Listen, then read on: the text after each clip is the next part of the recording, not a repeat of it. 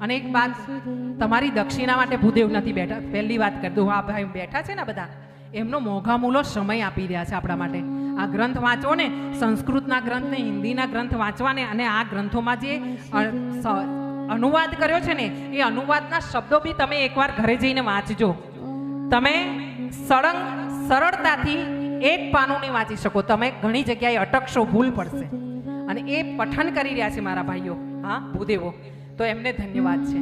એ તમારા 10 રૂપિયા માટે નથી બેઠા. એટલે 10 રૂપિયા આપીને હું તમને મારા માટે નથી કહી રહી.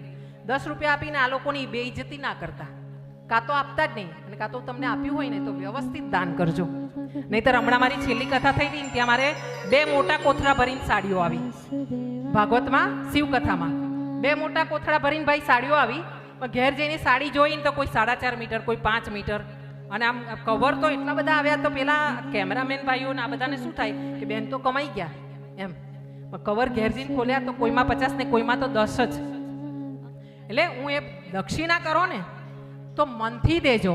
કેમ? તમારું લેવા માટે આ નથી બેઠા. એમના હૃદયથી એકવાર હાથ મૂકી દેશે ને માથા પર, તો એ જે બોલશે થશે. એટલી એમનામાં શક્તિ છે, આપી છે. આ કુળમાં જન્મ્યા છે ને, એ કુળની શક્તિ છે એમનામાં.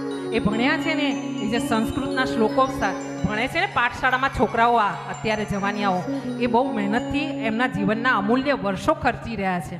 અને એમને ઘરે બોલાવીને આ વર્ષે સત્યનારાયણની કથા કોણે કોણે કરાવી અત્યાર સુધીમાં 2025માં? સત્યનારાયણની કથા આ બસ 2 જણા. નહીં તો પહેલાં શું થતું, આખા વર્ષમાં સત્યનારાયણની કથા બધા એક વાર તો કરાવતા જ. શ્રાવણમાં તો બિલકુલ બિઝી હોય બ્રાહ્મણો, ભૂદેવો. હા, તો બને ત્યાં સુધી ધર્મ કરજો. હું એટલા માટે તમને વધારે ખેંચી નથી રહી કે હું બ્રાહ્મણ છું, પણ તમારું બી ભલું થાય, બ્રાહ્મણોને બી ભલું થાય, કલ્યાણ થાય, એ પણ આગળ વધે. અને એમને આ બધું છોડીને જોબ કરવા ના જવું પડે, અને તો ધર્મ સંચવાઈ રહેશે. નહીંતર પલ્લું ઊંચું નીચું થશે ને તો આગળ જતા આ ધર્મને, હા વધારે બોલીશ ને તો કદાચ મારે ત્યાંથી મારા બાળકો મને કહેશે કે તારે બોમ્બેથી ઘરે પહોંચવાનું છે. બા